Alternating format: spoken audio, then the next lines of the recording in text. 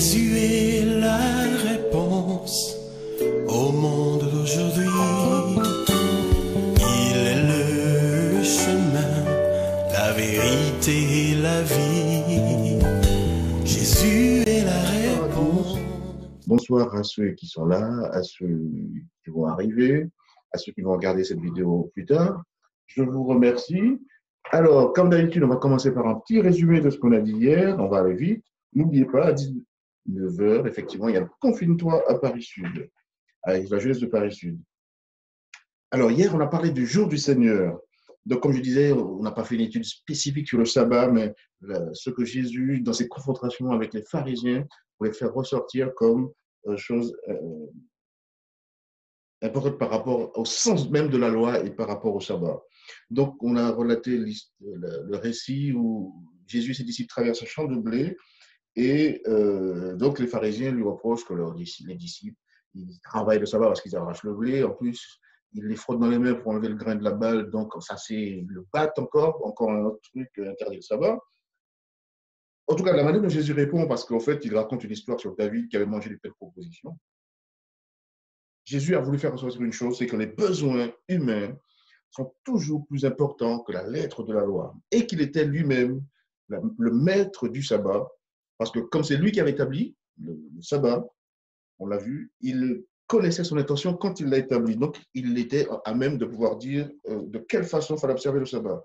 Et la question pour vous et moi, c'était comment nous percevons la loi de Dieu. Donc, le sabbat est au cœur du décalogue, mais globalement, comment on perçoit la loi de Dieu? Comme une bénédiction ou encore comme un joug insupportable. C'est vrai que dans notre inconscient, souvent, loi rime avec interdit, des choses qui nous freinent, qui nous frustrent.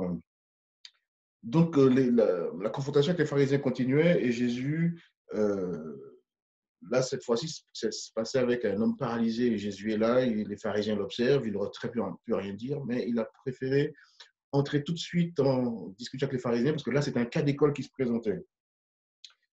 Et là, Jésus l'a guéri. Au lieu de voir la puissance de Dieu, ils ont été très désobligeants, ils sont sortis, ils complotaient pour tuer Jésus. Et la question, c'est pour nous, sous prétexte de faire respecter la loi, est-ce que quelquefois nous ne sommes pas plus durs avec nos frères et sœurs qu'envers nous-mêmes, ou encore on oublie l'esprit de la loi et on aurait plus tendance à faire du mal avec notre bouche, avec notre manière de répondre sous prétexte pour faire respecter la loi. Donc, une des phrases que je disais hier, c'est que le paradoxe du légalisme, dans leur soi-disant amour pour Dieu et pour la loi, les légalistes se fâchent contre tous ceux qui sont en désaccord avec leur interprétation théologique. Et on trouve des pharisiens dans toutes les églises. Mais la question, c'est de savoir, est-ce que chez nous, il n'y a pas potentiellement quelque chose de pharisaïque? Qu'est-ce que j'ai pu dire hier? Donc, Jésus, dans Matthieu 12, verset 18, affirme que le Fils de l'homme est maître du sabbat. Et là, on a expliqué que c'est depuis les origines, on va pas revenir dessus. Et la deuxième vérité dans ces confrontations, c'est que le sabbat a été fait pour l'homme. Donc, c'est une phrase que beaucoup de gens ont entendue. Et là, ce qu'on a souligné, c'est que Jésus a établi le sabbat pour tous les êtres humains, et pas seulement pour les Juifs, parce que c'était avant l'existence même des Juifs. Il voulait que le sabbat soit pour l'humanité entière. Et les Juifs, eux, dans l'épisode avec Jésus, ils agissaient comme si le sabbat était avant toute chose et comme si Dieu avait créé le sabbat et avait besoin de quelqu'un pour l'adorer, comme s'il avait créé l'humanité pour combler un vide parce qu'il avait créé le sabbat. Et puis voilà. Or, l'homme a été fait le 6e jour et le sabbat le 7e jour. Donc, le sabbat a été fait pour l'homme. Et Dieu, dans le sabbat, a trouvé le moyen de répondre aux besoins spirituels, physiques, sociaux et mentaux, en sorte que nous, vous et moi, nous puissions le louer, communiquer avec les autres, se reposer et étudier sa parole. Et sachant, dernière chose, sachant que les êtres humains sont prompts à négliger, à oublier ce qu'il a fait pour notre propre besoin, c'est pour cela que dans un commandement, il y en a un qui, enfin dans les 10 commandements, il y en a un qui commence par « Souviens-toi du jour du repos ». Voilà. Donc, ce soir, on va continuer avec les bonnes nouvelles. C'est le but d'une série de petites méditations. Les bonnes nouvelles et que ce soit quelque chose de concret. On va prier et on va commencer. Merci Seigneur pour ce moment que tu nous donnes de passer autour de ta parole. Nous voulons vraiment que ton Saint-Esprit agisse dans nos cœurs. à nous qui sommes là, à ceux qui vont probablement écouter. Tu veux nous parler, tu veux nous apprendre des choses dans la bonne nouvelle de l'Évangile, dans tes paroles que tu as laissées. Aide-nous à pouvoir en tirer la quintessence et surtout que nous soyons des auditeurs, des personnes qui aillent chercher, qui se nourrissent pour mieux comprendre ce que tu as à nous dire. Merci Seigneur. Nous ne sommes pas dignes, mais au nom de Jésus, nous te prions. Amen. Aujourd'hui, le titre de la méditation, c'est la perspective de l'éternité. Alors, c'est vrai que dans ce contexte, quelqu'un faisait la remarque hier ou avant-hier, il y a plein de choses, plein d'activités, plein de messages, et ça c'est très bien. On voit bien que beaucoup de gens prennent des initiatives, il y a des églises qui s'organisent, donc il y a plein de trucs. Par contre, il y a un point commun, s'il y a un point commun avec une multitude de ces choses, c'est qu'il y a plein de choses qui, on va dire, qui sont en rapport avec la fin des temps, comme si, voilà, le Covid-19, c'était déjà la fin du monde. Peut-être que oui, peut-être que non. Et donc, moi, je ne suis pas trop dans ce genre de choses où, parce que les temps sont durs, tout de suite, il faut, comme si on a peur, peut-être qu'on va mieux se concentrer sur les choses spirituelles. Moi, je pense que dans tous les cas, quand ça va bien ou quand ça va pas bien, il faut tourner les yeux vers Jésus et non vers des choses pour essayer de discerner des signes. Est-ce que c'est un fléau, la fin des temps, signe ou pas signe? Moi, je pense, alors ça ne voudrait pas dire que ce que je fais, c'est la chose la plus intelligente. En tout cas, Jésus a dit de lire ses paroles et c'est juste ce que je propose. Et je pense qu'il faudrait tourner les yeux vers Jésus dans ces périodes, voir ce qu'il a à nous dire pour que notre foi puisse s'ancrer dans ses paroles, en lui, et ensuite on pourra affronter tout ce qui pourra, des choses qui vont arriver, parce que c'est clair, des choses vont arriver. Mais je pense qu'il faut vraiment, pour que sa foi puisse progresser, la foi vient de ce qu'on entend vient de la parole de Dieu. Et je pense que lire la parole de Dieu commence déjà par les paroles de Jésus, mais pas dans des thèmes qui vont faire peur. Alors, comme par hasard, je dis ça, mais le texte que j'ai choisi donc, au début des évangiles aujourd'hui pourrait ressembler à ça. Mais moi, je vous dis, bonne nouvelle. Ce soir, je veux que vous parlez de bonnes nouvelles. Mais mieux encore, c'est Jésus qui veut vous donner de bonnes nouvelles. Et souvent, c'est des bonnes nouvelles qui sont là, pas cachées, mais voilà, qui ne sont pas mis en relief. Et c'est ce qu'on essaie de faire ensemble. Je vous propose de lire dans Jean 5, versets 25 à 29. Alors, je vous préviens, ça pourrait être comme un thème eschatologique, hein, théologie du temps de la fin, mais je veux vous parler de bonnes nouvelles. Donc, Jean 5, verset 22, ensuite, on lira 24, ensuite 25 à 29. Le Père ne juge personne. Donc, Jean 5, hein. Le Père ne juge personne, mais il a remis tout le jugement au Fils de Dieu. Jugement. En vérité, je vous le dis, celui qui écoute ma parole et qui croit à celui qui m'a envoyé a la vie éternelle. Et ne vient point en jugement, mais il est passé de la mort à la vie. Amen, amen, je vous le dis, l'heure vient, c'est maintenant, c'est pas moi qui le dis, c'est dans la version NBS, où les morts entendront la voix du Fils de Dieu et ceux qui l'auront entendu vivront. En effet, tout comme le Père a la vie en lui-même, ainsi il a donné au Fils d'avoir la vie en lui-même. Et il lui a donné le pouvoir de faire le jugement parce qu'il est un fils d'homme. Ne vous étonnez pas, car l'heure vient où tous ceux qui sont dans les tombeaux entendront sa voix et sortiront ceux qui ont fait le bien pour la résurrection de vie, ceux qui ont pratiqué le mal pour une résurrection de jugement. C'était Jean 5, versets 22, 24, ensuite 25 à 29. Moi, je vous dis ce soir, et c'est ce que Jésus veut vous dire, que le jugement, c'est une bonne nouvelle. Est-ce que je vous étonne? Peut-être, mais le jugement, c'est une bonne nouvelle. Alors, pourquoi est-ce une bonne nouvelle? Souvent, on se trompe parce qu'on a vu les tableaux, et dans notre esprit, Dieu le Père, c'est une divinité vengeresse, attendant seulement l'occasion de nous frapper avec les foudres de son châtiment. Et plusieurs révélations bibliques saisissantes diffèrent de ce que la plupart des gens supposent concernant le jugement final. On entend jugement, on voit Dieu le Père, voilà, qui va. Et souvent dans notre langage, on va dire à un enfant, arrête, Jésus Dieu va te punir, voilà, tu ne crains pas Dieu. On a souvent dans notre inconscient l'idée d'un Dieu qui n'attend que pour nous frapper si on fait quelque chose de mal. Premier point, ce ne fut jamais le plan de Dieu que nous attendions dans la terreur, le jugement et ses accusations de culpabilité. Dieu a dit, ou plutôt Jésus a dit que le feu éternel est spécialement préparé pour le diable et ses anges. Dans Matthieu 25, verset 41. C'est à la fin des évangiles, on va y arriver un jour.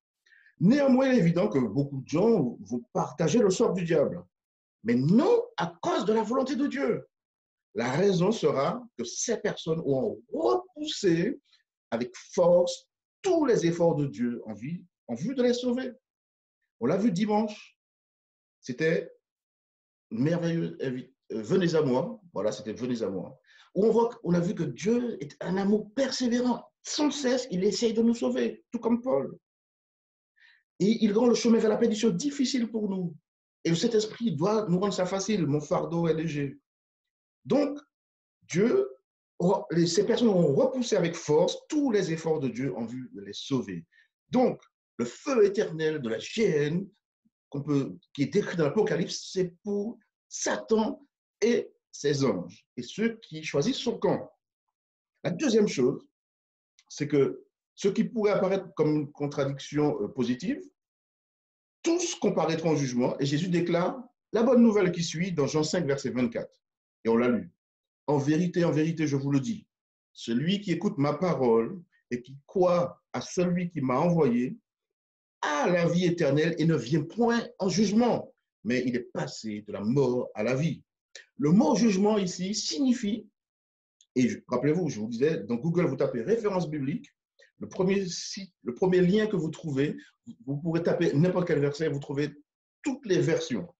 Le mot jugement ici signifie, et qui plus est, vous pouvez même, aujourd'hui c'est très pratique avec Internet ou même des applications, avoir les différentes significations hébraïques, grecques et tout ça. Donc le mot jugement ici signifie condamnation. Donc la vérité, alors on pourrait le dire différemment, donc je vous le dis, celui qui écoute ma parole et qui croit à celui qui m'a envoyé à la vie éternelle et n'a plus de condamnation, mais il est passé de la mort à la vie. Qui ça? C'est celui qui écoute ma parole. Bonne nouvelle! Ce que Dieu veut, c'est nous dispenser de la terrible expérience de faire face à un procès et de le perdre. Alors, Dieu, autre point, pour dire que c'est une bonne nouvelle ce jugement. Dieu est juste autant qu'il est miséricordieux. Donc, il a placé le jugement des hommes entre les mains de celui qui les comprend le mieux, parce qu'il a fait une expérience humaine, c'est ce qu'on a lu. Ainsi, il a donné au Fils d'avoir la vie en lui-même. Et il lui a donné le pouvoir de faire le jugement parce qu'il est fils d'homme. Donc la bonne nouvelle, c'est que Dieu place le jugement entre les mains de celui qui nous comprend le mieux parce qu'il a fait l'expérience humaine. Donc Jean 5, 22 à 27, le Père ne juge personne, mais il a remis tout jugement au Fils. Il lui a donné le pouvoir de juger parce qu'il est fils d'homme. Qui ne pourrait pas rêver d'avoir un meilleur ami dans un tribunal en tant que juge, en tant qu'avocat, en tant que juré? Vous imaginez, vous entrez dans un tribunal, le juge, c'est votre ami. Le juré, les membres du jury sont votre ami. Votre avocat, le procureur, c'est votre ami. Et là, nous sommes dans ce cadre-là, nous, enfants de Dieu. Donc, si dans un tribunal humain, le juge et les jurés sont vos amis, vous ne pouvez pas avoir plus de chance pour un acquittement.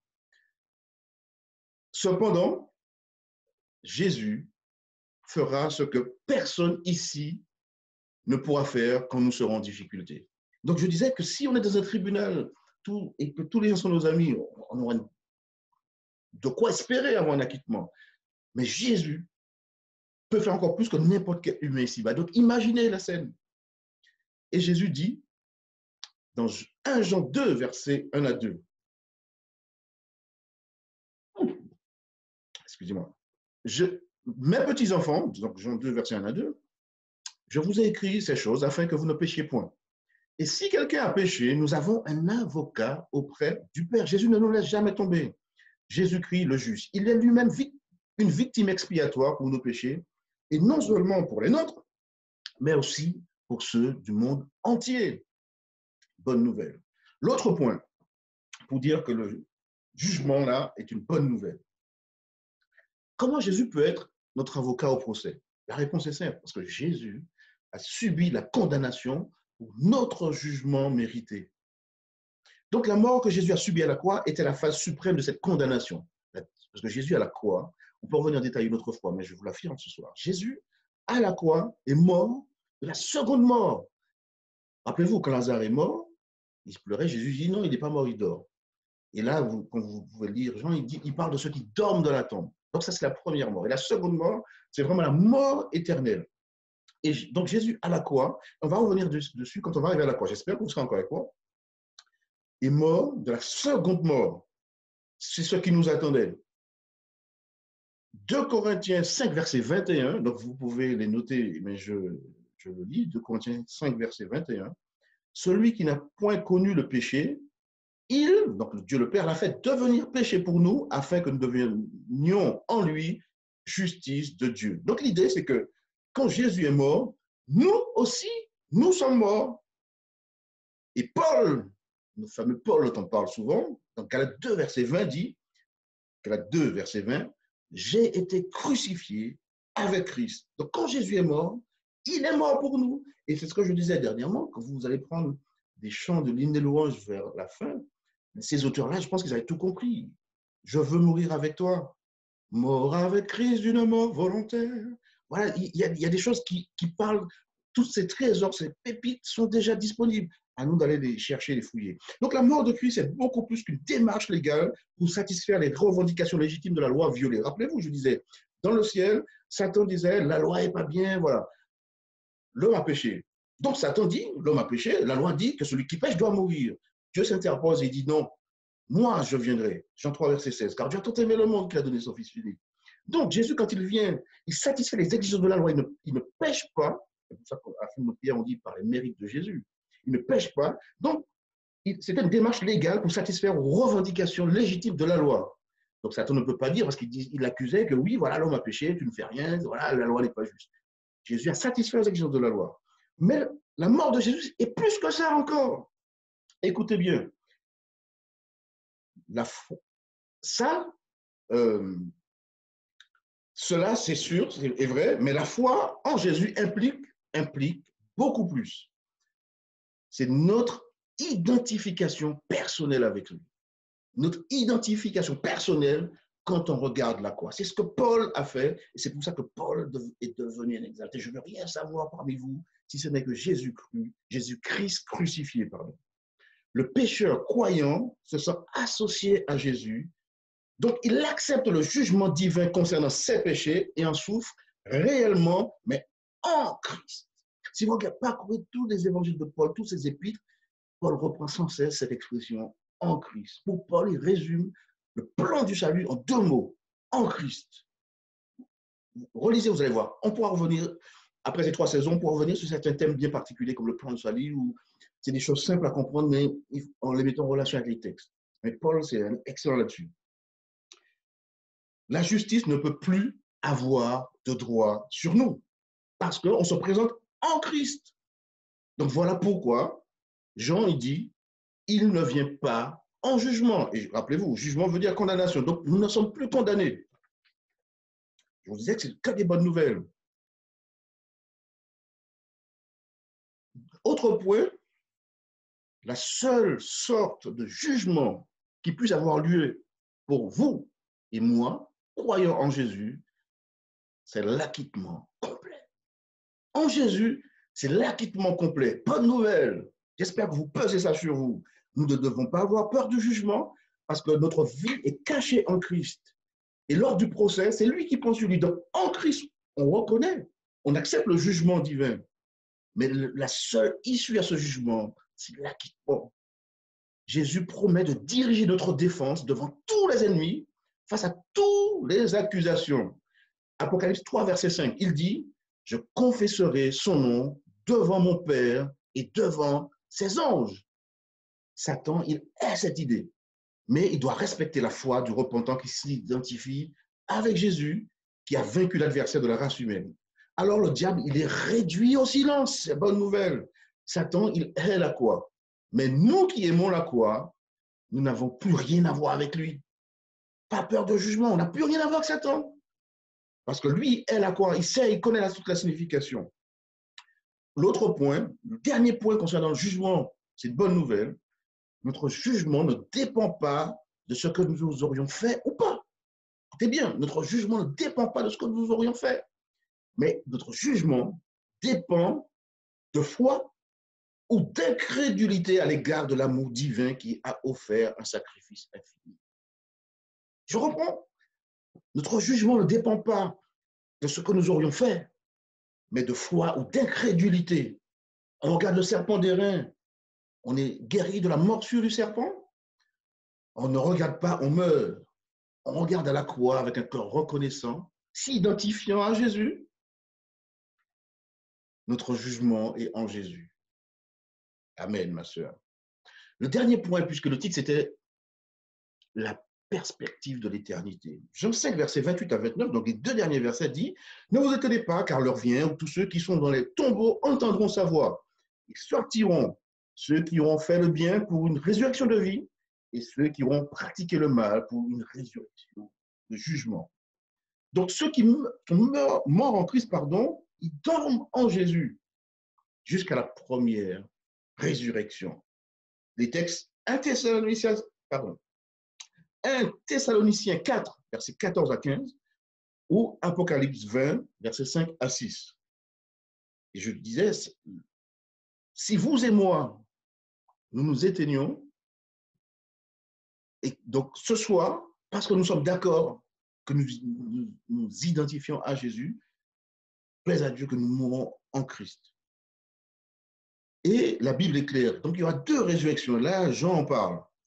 Dans 1 Jean, puisque dans Jean 5, 28 à 29, pardon, il dit que donc résurrection de vie ou résurrection pour le jugement. C'est quand on lit dans l'Apocalypse, parce que là, ce n'est pas précisé, mais c'est quand Jean écrit dans l'Apocalypse, on comprend qu'il y a une première résurrection lors du retour du Christ. Apocalypse 20, verset 6. Heureux les saints qui ont par la première résurrection, la seconde mort n'a point de pouvoir sur eux. Et ensuite, il y a une seconde résurrection à la fin des 1000 ans, où les perdus doivent affronter le jugement final. Donc, Jean 5, 29 dit la résurrection pour le jugement ou pour la condamnation. Rappelez-vous, le jugement là veut dire condamnation. Alors, qu'est-ce qui détermine si on n'a pas la première ou à la deuxième résurrection? Donc, on avait déjà dit que ça dépend de foi ou incrédulité à l'égard de l'amour divin. Mais Jésus, dans Luc 20, 35, Luc 20, verset 35, dit en fait, il y a l'idée d'un jugement préliminaire, d'une enquête préliminaire de ce qu'on appelle chez nous le jugement investigatif. Et cette idée est dans Luc 20, verset 35, puisque Jésus dit, donc il parle de jugement avant son retour où le sort de tous les croyants sera étudié avant la première résurrection, pour savoir qui sera jugé digne d'avoir part justement au monde à venir et à la résurrection des morts. Donc c'est Luc 20, verset 35. Donc, c'est un terme très significatif à la lumière des textes bibliques. Hein. Je vous dis Daniel 7, verset 9 à 14 ou verset 22 ou verset 26. Un des points importants de la résurrection de Jésus, c'est qu'il n'a pas remporté la victoire sur la mort pour lui-même, mais pour tous ceux qui le suivent. Jésus a exprimé clairement cette idée dans Jean 14, verset 19, où il dit « Encore un peu, et le monde ne me verra plus, mais vous, et vous et moi, j'espère, vous me verrez parce que moi, je vis et que vous vivrez. » Il parle à ses disciples. Donc Jésus a exprimé clairement l'idée que sa mort et sa résurrection, c'est pour nous. Donc le même auteur Jean, quand il écrit dans l'Apocalypse, après que il écrit les paroles que Jésus lui a adressées après la résurrection, Apocalypse 1, verset 18, Jésus lui disait « Je suis mort, mais je suis vivant à tout jamais. Et j'ai les clés de la mort et du séjour des morts. » Donc, cet texte parle clairement de notre propre résurrection. C'est la bonne nouvelle. Et dans Jean 6, Jésus est encore plus précis. Au verset 44, il dit « Personne ne peut venir à moi si le Père qui m'a envoyé ne l'attire. Et moi, je le relèverai au dernier jour. » Nous avons l'assurance de la résurrection. Au verset 54, il reprécise, celui qui mange ma chair, qui boit mon sang, a la vie éternelle, et moi, je le relèverai au dernier jour. Bonne nouvelle. Donc, ce soir, la bonne nouvelle est meilleure que nous avons pu le penser. C'est mon but avec vous de voir les bonnes nouvelles qu'il y a dans l'Évangile. Donc, on va lire Jean 5, 22, le jugement, tout ça. On va dire, oula, ça nous rappelle, c'est de la bonne nouvelle. Donc, si on n'a pas compris ça dans les Évangiles, l'Apocalypse va nous faire peur. Toutes les bêtes là, les parcs zoologiques de l'Apocalypse, ça va nous faire peur. Parce qu'il faut comprendre déjà les paroles simples de Jésus. Et quand on aborde l'Apocalypse, c'est que des bonnes nouvelles également. Mais je pense qu'il faut d'abord comprendre les bonnes nouvelles dans ce que Jésus laisse de manière simple. Donc, non seulement il est possible de faire le bon choix aujourd'hui, la meilleure bonne nouvelle, parce que j'arrête pas de vous parler de bonnes nouvelles, la meilleure bonne nouvelle est que le puissant Saint-Esprit qui s'est soulevé des charges lourdes pour rendre le joug de Dieu léger, nous rend facile de faire le bon choix. Par un miracle étonnant, ce qui est de la chair est chair, ce qui est de l'esprit est esprit. L'esprit, comme le vent, va où il veut. C'est lui qui produit la conversion en nous. Le loquet est à l'intérieur. Tout dépend de nous. Il nous faut de notre consentement. Donc, la meilleure bonne nouvelle est que le puissant Saint-Esprit nous rend facile de faire le bon choix. Ma prière pour moi, à Louis, des bonnes nouvelles là, est que le Seigneur nous aide à réfléchir sur nos vies selon la perspective de l'éternité. Moi, en tout cas, Luc, je désire, moi et ma famille, de rencontrer Jésus face to face, face à face. Je ne sais pas si vous avez imaginé ça. Je vous laisse ça en guise de conclusion. Imaginez très sérieusement un ice contact avec Jésus. Le Jésus dont on a toujours entendu parler de la Bible, on l'a vu dans des films et tout ça. On va le voir face à face. Imaginez un ice contact avec Jésus. Les chrétiens, vous et moi, nous devons vivre dans cette perspective. Et ça va nous pousser à faire les bons choix. Donc moi, je désire, et vous. Je vous remercie d'avoir été avec moi ce soir. Comme je l'ai dit, bonne nouvelle. Vous pouvez relire Jean 5 et le chapitre 6. C'est que des bonnes nouvelles, le jugement. On n'a rien à craindre. Je vous demande de prier avec moi. Merci Seigneur pour ce moment où tu veux nous rappeler les bonnes nouvelles. Nous n'avons pas à craindre le jugement. Ce n'est pas pour nous, c'est pour Satan et ses anges déchus. Et pour ceux qui auront repoussé sans cesse ton amour persévérant pour nous sauver. Ce soir, nous te demandons de nous accorder, en tout cas, que nous laissions le Saint-Esprit qui est là, qui est disponible, travailler dans nos cœurs et nous transformer, que nous puissions apprécier avec un cœur reconnaissant tout ce que tu as fait pour nous, que nous puissions accueillir dans nos cœurs ton amour et que nous puissions vraiment vivre, mes frères et moi, dans la perspective de l'éternité. Merci Seigneur de nous aider dans ce sens, sur ce chemin. Nous te demandons ces grâces au nom de Jésus. Amen. Bonne soirée et à demain soir, 19h.